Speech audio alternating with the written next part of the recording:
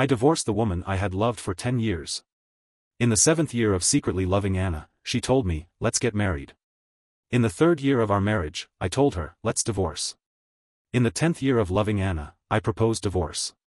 It all started when she didn't come home after work. I drove to her company to find her and saw her standing with a man outside the building. I recognized him immediately. He was Anna's ex-boyfriend, the one she had been tangled up with for 5 years. They stood on the steps, the man tall and handsome in his suit, while Anna playfully tossed her hair, looking delicate and almost shy. They weren't holding hands, nor were they embracing, yet there was an intimacy that felt like no one else could step in between them. I glanced at our chat history. The last message I sent her read, "Are you coming home for dinner tonight?" She hadn't replied. It had been a while since she'd responded to my messages. Every time I asked, she was always busy, but clearly, she wasn't too busy to chat with another man. I didn't approach them. I just stood quietly off to the side and watched. Anna's smile was unfamiliar. It suddenly hit me, she hadn't smiled at me like that in a long time. We were supposed to be the closest of couples, yet whenever she came home, her face was always cold. I had thought it was because she was exhausted from work, but the truth was, I wasn't the one who could make her smile anymore.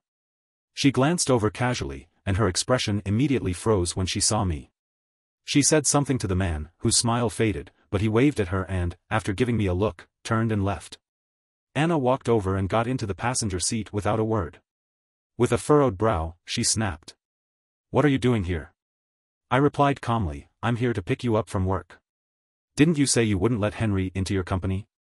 Her frown deepened. "Henry graduated from Oxford, and he's got a lot of experience. A talent like that, where else are you going to find?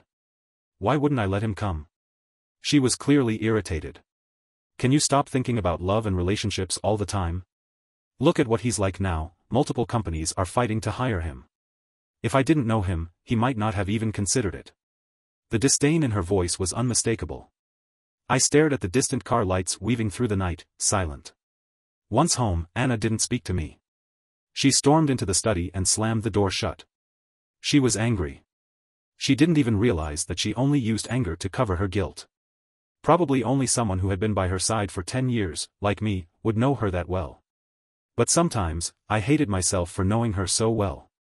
It would have been easier if I had stayed oblivious, if the pain hadn't been so clear. Neither of us spoke first.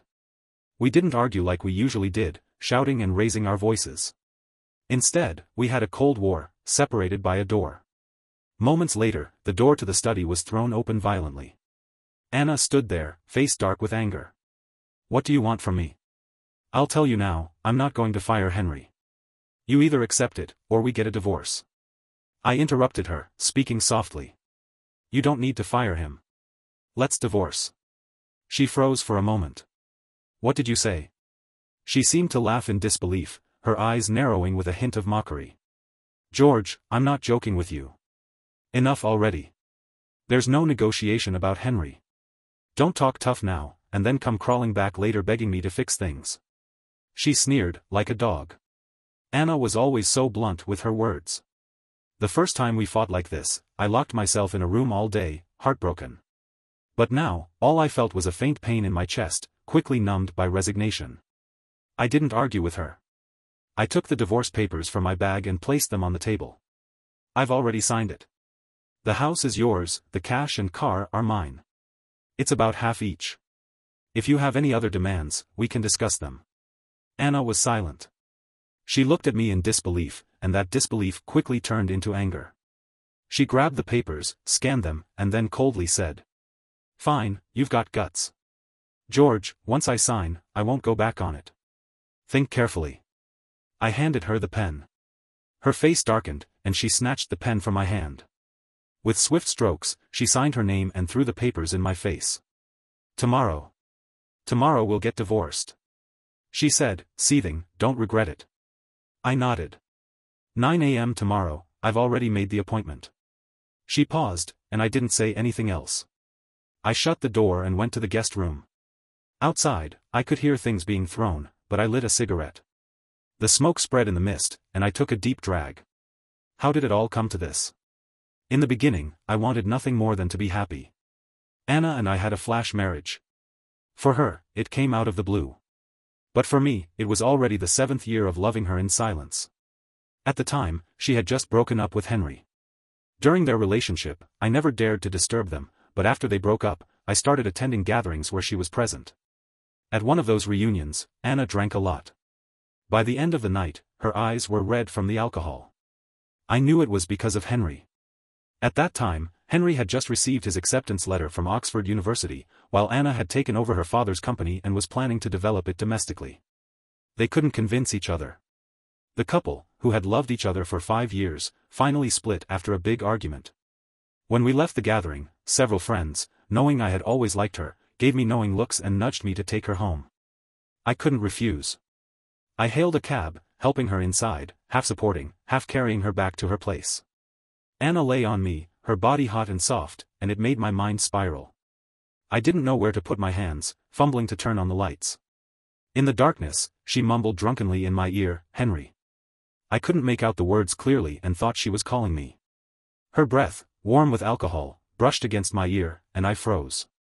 My body reacted uncontrollably, and when she kissed me, I didn't pull away. The next morning, Anna had regained her composure. It was as if nothing had happened the night before.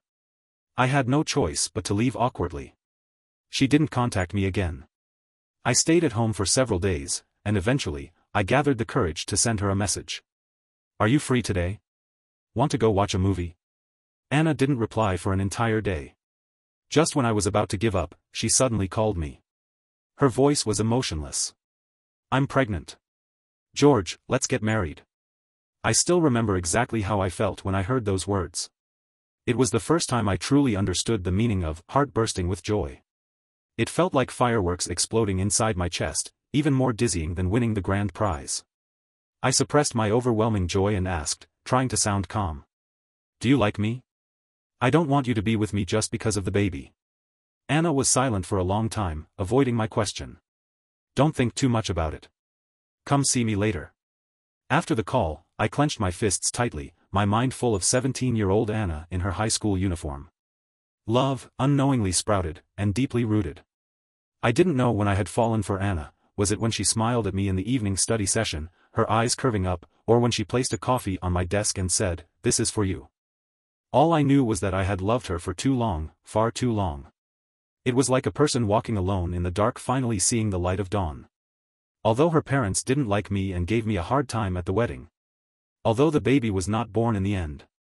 At that time, I truly felt like the happiest person in the world. Being with her, even the bitterness became sweetness. How foolish. In the darkness, a bitter smile crept onto my lips.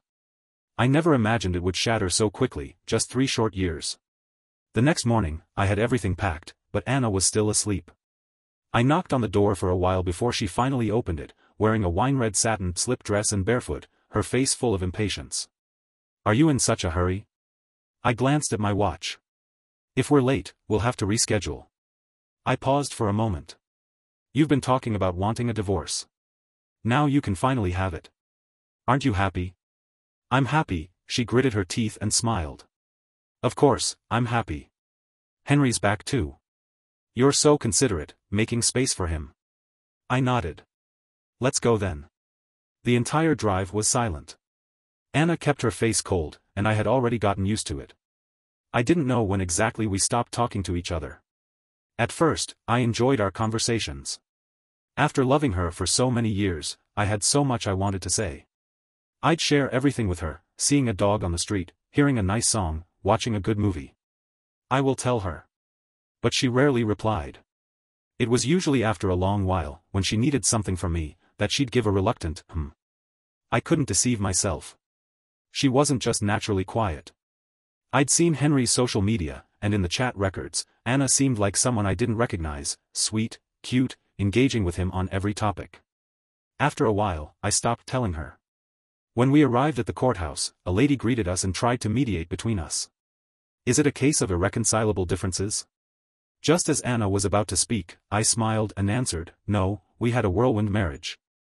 There was never any foundation of love. Now it feels like it's not working out." Anna glanced at me, her expression complicated. The woman tried to persuade us for a long time, but I kept shutting her down. Finally, she sighed. "You'll have a 2-month cooling-off period. Go back and think it over. Such a handsome couple, you two are so well matched. Young people always act impulsively, think about each other's good points. I thought for a moment. Anna was beautiful. Back in high school, she was the most gorgeous girl in our school. She came from a good family too. Her parents owned a company, they weren't lacking money. When we were in college, we'd take the bus, while she and Henry were already driving a sports car, inseparable. Her personality was great too. She had a large circle of friends, never a dull moment. She was a great person. But she was never good to me. When we left the courthouse, the midday sun was blinding, and I had to squint my eyes. Anna must have thought I was crying, as she gave me a smug smile. Regretting it now? Too late. George, she stood in front of me, a head shorter than me but somehow managing to exude an air of superiority. I'm not turning back. I didn't say anything, just drove her home. Once we got home, Anna lay sideways on the sofa and, as usual, ordered me around. Get me a glass of water. I ignored her and walked past, pulling my suitcase out of the bedroom. Where are you going? She furrowed her brows. I found a new place. I'm moving out today. I paused and continued. The things you bought for me are in the bedroom closet. Who cares about that stuff? Anna suddenly exploded in anger. I forced a smile. We are divorced. Let's at least say a proper goodbye. She stood up abruptly, grabbed my suitcase, opened the door, and shoved it out with all her might, kicking it after. If you're leaving, just get out. Her eyes were narrowed, burning with suppressed fury. I stared at the suitcase on the ground, frozen for a moment. Then I didn't say anything else. I walked over, picked up the suitcase, and entered the elevator without looking back at her. Her gaze burned into my back, like it wanted to burn a hole through me. But in the end, the elevator doors closed, cutting off the heat of her stare completely. I didn't want the house because I didn't want any further connection with Anna. I didn't want to see her things, smell her scent, or think of anything related to her. Honestly, I had already made up my mind about the divorce. I always knew Anna didn't love me. But I had always believed that after all these years, even if she had a heart of stone, I could melt it with my warmth. But after all this time, she still didn't love me. And my warmth had run out. Only then did I realize that some people really are irreplaceable. I could never see her smile like she did when she was with Henry, no matter how hard I tried. I moved into the apartment I had rented, still unpacking my things when Anna's mom called. George, did you buy Anna any stomach medicine? I heard her stomach's been acting up again. I've told you before, George, I didn't want Anna to marry you. Don't take it the wrong way, but seriously, what do you have that could match our Anna? You even had to live in our house, and you're no better than her ex, Henry. I only let you into our family because you seemed decent to her, but look at you too, no children. I don't want to be harsh, but is it because of you? Is there something wrong with you? Let me tell you, Anna can't be without children. If you have a problem, you'd better speak up now. Anna's still young, don't waste her time. I tightened my grip on the phone. Anna's family was wealthy, and her mother had always looked down on my family. My parents had to flatter her just to get a smile. For years, she had never seen me in a positive light, no matter how much I tried to please her. This wasn't the first time she'd said something like this. Every time we met, every time she called me, she'd repeat how I'd climbed above my station by marrying Anna, and how her family had reluctantly accepted me. Anna never spoke up for me. She only told me, isn't my mom right? She said her mother had already made so many sacrifices just to accept me. So, every time, I'd endure it. But this time, I didn't need to endure anymore. I said flatly, we're divorced now. I'm not obligated to buy her any medicine. And just so you know, you didn't give birth to me, and you never raised me, so you have no right to tell me what to do. If you don't like it, I suggest you poke your eyes out so you won't have to see me anymore. I hung up without waiting for her to respond, blocking her number immediately. After thinking for a moment, I deleted and blocked all the contacts from her family, including Anna's. After doing all that, I let out a long sigh and lay back on the bed. Divorce wasn't as hard as I had imagined. Anna liked to threaten me with divorce during every argument. It was like she knew I'd never leave her and used my love to hurt me without hesitation. And as she had expected, the first time she threatened me, I was scared. She was right. I had kneeled before her like a dog, apologizing and promising I would change. As long as she stayed with me, I'd do anything. I covered my eyes with my palm, feeling the wetness there. But even pain has its limits. Over and over, that pain became numb, and the chains that had been digging into my bones, soaked with rotting flesh, finally let go of me. And now, all that was left was relief. Anna didn't try to contact me again. It seemed like she had completely disappeared from my life. Until 2 weeks later, a classmate suddenly reached out, asking if I was going to the class reunion the next night. I had originally planned to refuse. I really didn't want to see Anna again. But then I realized, I wasn't the one at fault, and I didn't need to avoid her. So, I agreed to go. At the reunion, I was chatting with some people when the door was suddenly pushed open. Anna walked in. She was wearing a form-fitting white satin gown, the light shimmering off her curves, making her look like she was glowing. Behind her was Henry, dressed in a custom-made suit. As soon as they entered, the room erupted in excitement. Did Henry and Anna get back together? I knew you two wouldn't stay apart. All that drama, and now you're back together. Exactly, I remember when Henry went abroad, Anna drank so much she almost ended up in the hospital. Guess she's been waiting all these years, huh? When Anna and I got married, she said she didn't like the formality, so we didn't have a wedding. Afterwards, she never posted anything about me on social media. Even when we went out together, she kept her distance from me. It's almost laughable. We had been married for 3 years, but aside from a couple of close friends, no one knew we were even together. Anna's eyes scanned the crowd and landed on me. Her gaze held a trace of mockery, her lips curling into a slight smirk. I didn't look at her. I turned to speak to the person next to me. She scowled, sitting down with Henry. Henry, how come you're back? I heard things are going really well for you abroad. Are you planning to settle down here? Someone joked. Henry's lips curled into a smug smile. I'm getting on in years. I should start thinking about family matters. My family's been pushing me. He didn't specify, but everyone laughed. Yeah, Anna's been waiting all these years. Now that you're back, I guess it's time for good things to come together. Henry didn't say anything, only smiled and nodded. Anna, you really are loyal. But Henry's a successful man now, handsome too. You two really do make a perfect match. But speaking of handsome, I think George is pretty good looking too. Back in school, people used to argue about whether you or Henry was the most handsome. I was about to speak when Anna sneered. Looks don't matter if that's all someone has. Some people spend their whole day thinking about love, acting like househusbands. What fools. No wonder no one loves them. I turned pale. I knew she was talking about me. Back when she started her business, Anna was always busy, and if I had pursued my career too, it would have been hard for us to spend time together. So, for her, I turned down every offer and stayed at home to take care of her. Everyone quieted down, and then a classmate tried to smooth things over. Come on, don't say it like that. George had offers from several companies back then. His university project made millions of dollars. I remember one company even offered him a $3 million salary. But why didn't you take them? The classmate asked, curiously. Did you get married? Anna froze and turned to look at me. I lowered my gaze and replied calmly, yes, I married a worthless woman. I turned down every opportunity, just so I could take care of her. But trash is trash. No matter how much I gave, it was useless. At least I cut my losses in time. One of the guys nodded, clearly sympathetic. Yeah, some women are like that. When they get married, they expect the man to be their servant, but then they complain he can't make enough money, call him a failure. It's like they think they deserve everything. I spit. Women like that deserve to die alone. The conversation shifted quickly, and everyone started discussing their own relationships and marriages, how to avoid ending up with someone like a scumbag or a gold digger. I had always been submissive to Anna, but this was the first time I mocked her. She stared at me directly, looking somewhat confused. You. She tried to say something, but her voice was drowned out by the noise.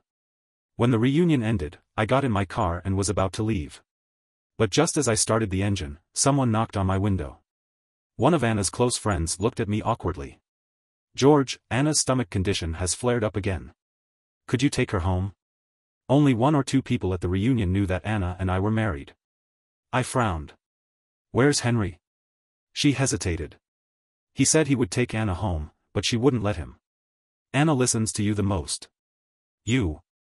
I glanced over. Not far away, Anna was standing by the hotel entrance, bathed in orange light. Her gaze briefly met mine before she quickly looked away, as if the contact burned her. Henry stood next to her, saying something, trying to drape his coat over her shoulders. She looked distracted, frowning as she waved him off. "We're divorced," I turned my gaze away. "Sorry, you should find someone else." "George." Her friend tried to say something, but I just nodded and drove off. In the rearview mirror, I saw Anna watching me. She was slightly bent over, her face pale. I didn't look back. I just drove away. I had been so attentive to Anna that even her friends knew how much I cared. Her stomach problems were a result of drinking too much when Henry left, and I had always taken care of her. In those 3 years, I had gone from being someone who didn't know anything about household chores to becoming the model husband, cooking, making soup for her, just to take better care of her health. I bought all her stomach medicine and packed it in daily doses, reminding her to take them on time. When she forgot her medicine on a business trip and had a stomachache in the middle of the night, I would rush to catch a flight in the freezing cold just to bring her the medicine. But when I arrived at her hotel, she was already asleep. I stood outside for hours, waiting in the snow, until she finally opened the door. She frowned and impatiently said, "Give me the medicine. Now, go." It was that night, on my way back, that I had a car accident and spent 2 weeks in the hospital. She never once came to see me. The past gnawed at my heart like worms. It wasn't the sharp, agonizing pain, but the constant, subtle ache that was impossible to ignore. Sometimes, I didn't even understand myself. I wasn't the kind of person to be so humble, so cheap. But when love was in the air, it didn't make sense. It could easily destroy all of a person's principles. One smile from her, and all my boundaries crumbled, letting her slowly tear me apart. But now, my love was all gone. The George who once had her in his every thought, the one who was willing to give everything for her, had been ground to dust by her hands. The next day, just as I was about to leave, I received a call from my parents. They said that both Anna's parents and they were waiting for me at home to talk.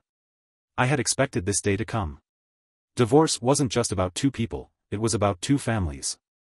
Even though I didn't want to go back, I knew I would have to face it sooner or later. But in the 2 short weeks since I'd been away, this place that once felt like home now seemed strange to me. The moment I stepped inside, I was overwhelmed by a sense of suffocation. Both families were sitting on the couch, and Anna was sitting to the side, fiddling with her nails, her head down, not saying a word. I guess they could tell I was serious this time. Anna's mom didn't immediately shout at me, but she furrowed her brow and said, "George, I know you young people are hot-headed, but divorce is not a small matter. How can you just say it's over like this?" I chuckled lightly.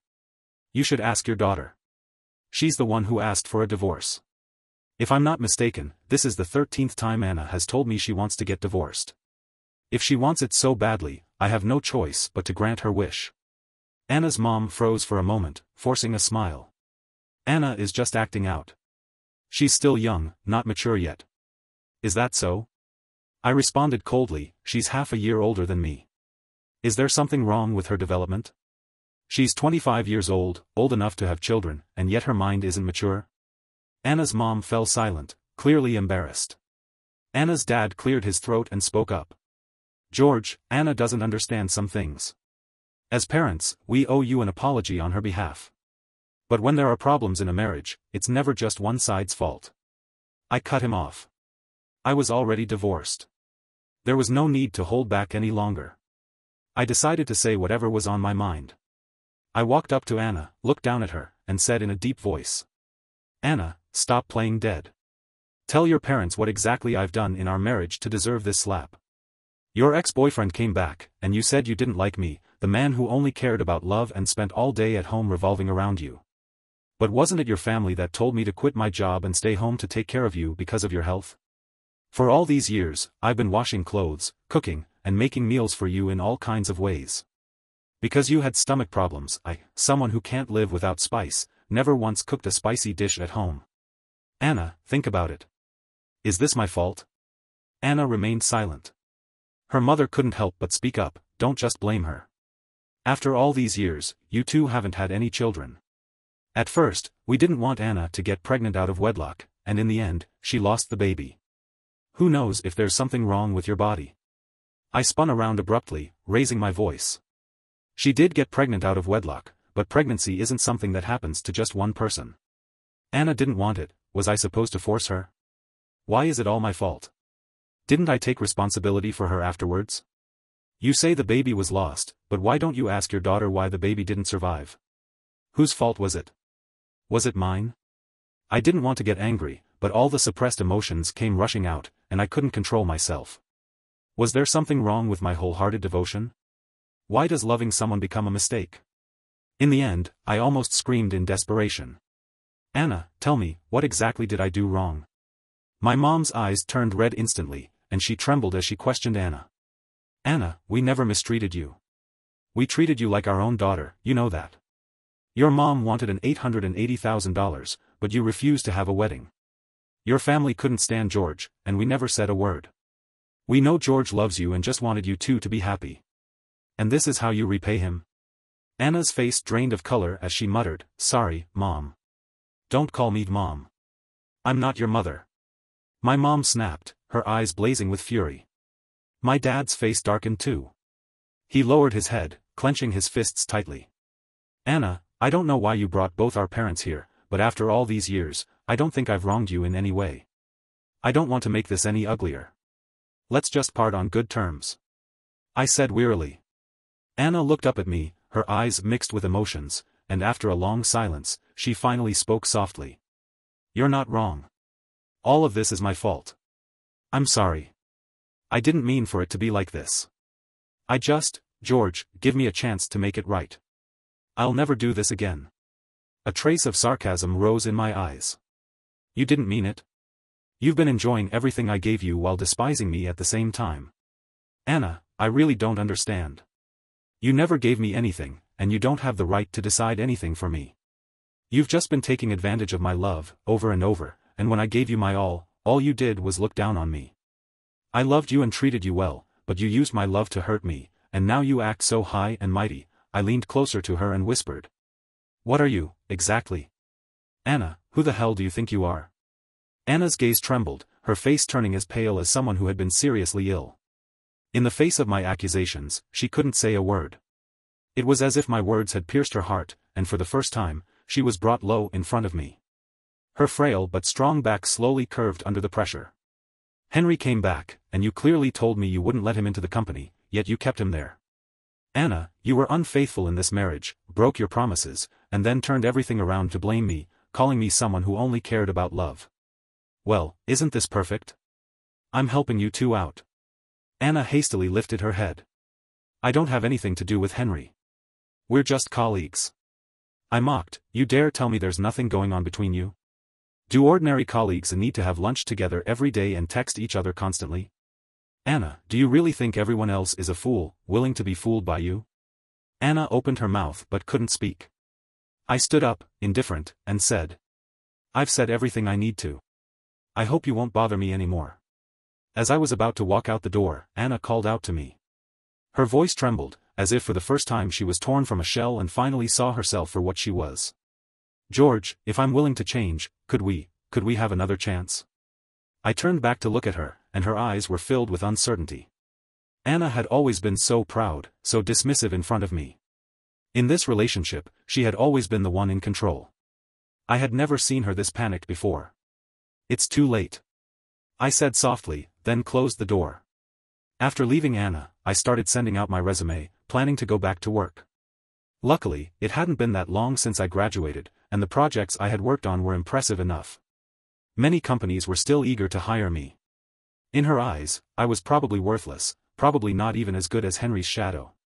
In this relationship, I had constantly fallen into self-doubt, living in pain every day, questioning if I really was that inadequate. But now, I realized she didn't have the power to define me. I was doing just fine. That evening, I cooked myself a big meal as a reward. In a few days, the cooling-off period would end, and I would be able to completely free myself from this relationship. But then a phone call interrupted my good mood. Henry's voice was distorted through the line. Let's talk. I looked at the chopsticks in my hand, impatient. I don't have anything to discuss with you. You wouldn't want me to keep coming after you. Some things are better talked out. He came to find me, yet his tone was still so arrogant. I hung up the phone decisively. The next day, when he called again, his tone had softened. I just want to discuss something with you. Just 1 hour. I won't waste your time. I didn't want to meet, but I was afraid he'd keep pestering me, so I agreed to meet him for a brief discussion. Henry got straight to the point. I don't want you to contact Anna anymore. Since you two have divorced, let's make it final. Don't keep dragging things on. I looked at him, dressed in a handmade suit, his hair neatly combed back, handsome and professional. No wonder Anna had been with him for so many years. You know, I was the one who was with her first. We had a great relationship. If it weren't for you getting in the way, maybe we would have gotten back together by now. Now that you're divorced, I don't want you messing with her anymore. I sneered. I've already blocked her. Henry didn't believe it. Anna's been distracted lately. If you're not the one bothering her, then who is? You people really have a talent for making things up, I laughed, then said sharply, I got in the way. What did I get in the way of? You two broke up, and we got together, that's not getting in the way. If Anna didn't want to marry me, should I have forced her at knife point? Why don't you go ask her yourself? As for your claim that I've been looking for her. I put my coffee down and looked at Henry with disdain. Don't worry, if you love her, you can keep an eye on her. I've lost all interest in that woman. Henry seemed ready to say more, but suddenly his eyes widened. Anna hurried past me, grabbing him by the arm and angrily pulling him away. What are you doing? Who asked you to come to him? Henry's face darkened. What's the problem with me looking for him? You two are getting divorced, why are you still thinking about him? You told me before that he was boring, always hanging around you, and you were annoyed by him. Anna froze, turning to look at me. I shrugged, unfazed. I had heard this too many times before. It no longer hurt. Anna gritted her teeth. You're crazy. What I do with him has nothing to do with you. We're not even divorced yet. Henry stared at her in shock. But we were together first. You've said you couldn't forget me, haven't you? Anna, don't you remember what we had? The past is over. Anna said coldly. I'm married, and I have nothing to do with you. She looked at Henry, her tone firm. I warn you, don't come after him again, or I won't be so polite. Henry's face turned pale with anger. He stared at Anna for a long moment, then gave a bitter smile. Anna, you really are something. He suddenly yanked his arm away, and his retreating figure was filled with embarrassment as he quickly left the cafe. Anna pulled me out of the cafe. She was silent for a while before speaking. I'm sorry, you're right. At first, I did want to get back together with Henry. I was too young, too unwilling to accept being dumped, so when he came back, I wanted to show him how successful I was now, to make him regret leaving me. I mistook this obsession for love, she said, rubbing her face, her voice softening. Now I realize, I stopped loving him long ago. I didn't know when it started snowing, but the flakes fell gently on Anna's shoulders, yet she didn't seem to notice, offering only a bitter smile. After what you said that day, I went home and thought about it for a long time. I realized I was really terrible. I thought you couldn't live without me, that you needed me. I took advantage of your love and hurt you recklessly, even looked down on you. Now, looking back, you loved me so simply, so genuinely.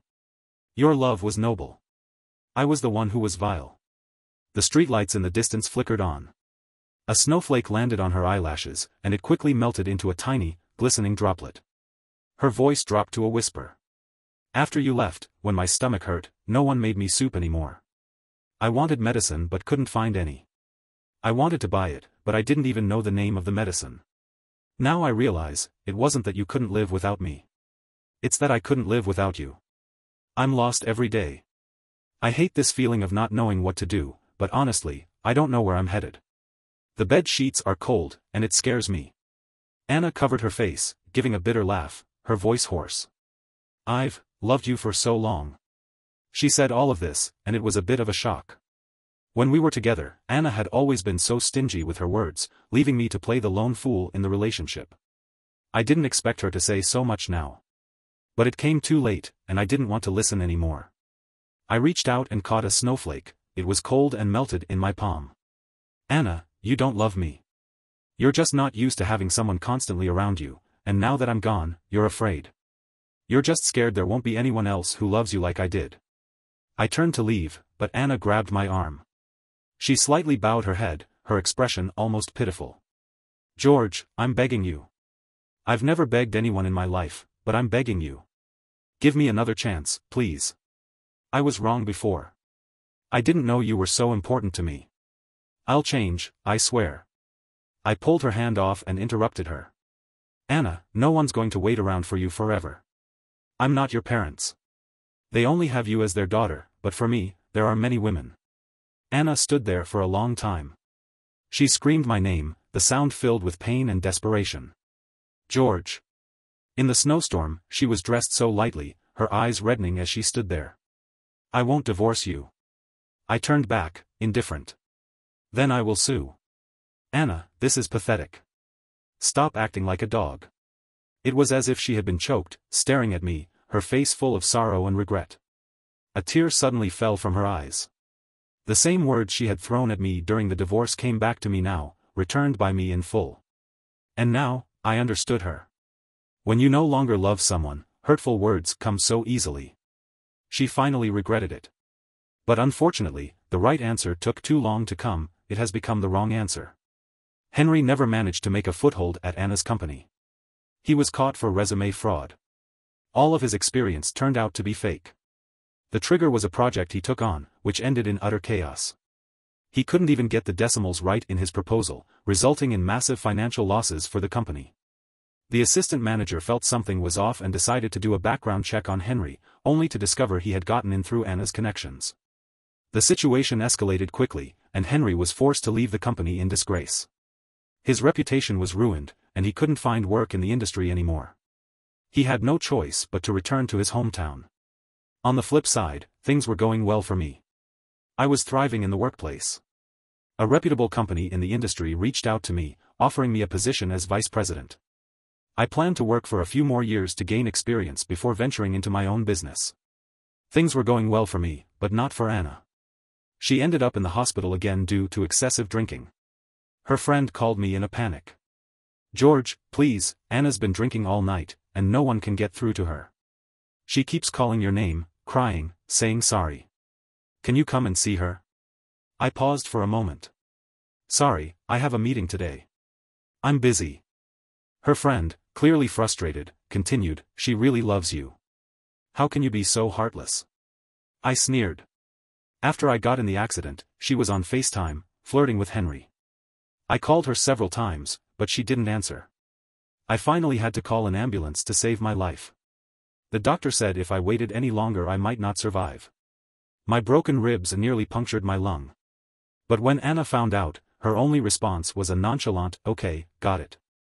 It was in that moment that the last bit of love I had for her died. I finally realized that no matter how hard I tried, I could never warm her cold, stone heart. When it came to being heartless, I could only bow to her in defeat. My fists clenched, and without saying a word, I hung up the phone. The love I had once craved so desperately, when offered again after so long, I found it no longer mattered. It had already expired, and I had no desire for it anymore. Her parents soon called me from a new number. Anna's mother, no longer as domineering as before, was crying as she begged. George, Anna really loves you. We were wrong before. Please let us make it up to you. From now on, we'll do whatever you say, no arguments. Please, give her another chance. I couldn't help but find it somewhat amusing. I really don't understand why human nature is so cheap. When you are in a hurry, they will only think you are cheap. But when they realize you can walk away, only then do they realize they have nothing to rely on. Just come see Anna. Her stomach's bleeding badly, and she kept mumbling your name when she passed out. Her mother was crying so hard she could hardly catch her breath. I used to care when Anna had stomach pains, but now, I only felt annoyed. I hung up the phone and picked up the meeting materials as I walked into the conference room. Where were they all when she needed help? Now, even if she died, I wouldn't shed a single tear for her. I think, in Anna's situation, she might not be able to come to court for a divorce. But to my surprise, 3 days later, she showed up. Her face was pale and gaunt, her body thinner, and she looked like she wanted to say something but couldn't bring herself to. She didn't beg or plead. She just signed a new agreement. All of the assets were to go to me, and she didn't want a single penny. Let this be my chance for redemption, she said with a bitter smile. This way, I can face myself and have the courage to pursue you again. I shook my head with a soft sigh. If I had known this would be the outcome, I wouldn't have bothered in the first place. Once, she whispered, I did want to be happy with you. I had given everything to love this person. I laid myself bare, hoping she would see me, hoping she would return my love. But after all that effort, I hadn't gotten the results I wanted. I felt regret, but no real remorse. Anna looked down for a long time before softly saying, "I was the fool. I could have been happy. But I only realized it when I lost it." "Will you?" she asked tentatively. "Can I still contact you?" It seemed like she was afraid I might be annoyed, so she quickly added, "I won't bother you all the time. I just want a chance to know if you're doing okay." "No need," I said with a small smile. "What's done is done. We both need to move forward. Just," I added, as I gently tucked a loose strand of hair behind her ear, "when you meet someone who loves you again, don't treat them the way you treated me. Loving someone isn't wrong. But the one who is loved shouldn't trample on someone's feelings. Because love is precious, and you never know when it might disappear." Anna's face twisted in pain, like my words had been a knife, sinking deep into her. Backlit by the sun, I couldn't see her expression, only hearing the tremor of pain in her voice as she choked out, "Okay. Goodbye, then. I wish you happiness." I waved as I turned to leave. "George," she suddenly called out, her voice breaking like a dam had just cracked open. "George. I can't be happy without you." I suppressed the bitter ache that surged in my chest, not looking back as I walked firmly into the sunlight. When I love someone, I love them fiercely, honestly, giving everything I have. When I don't love, I don't look back. The past has faded away. I won't look back, I'll only keep moving forward. And that's it. Goodbye, Anna.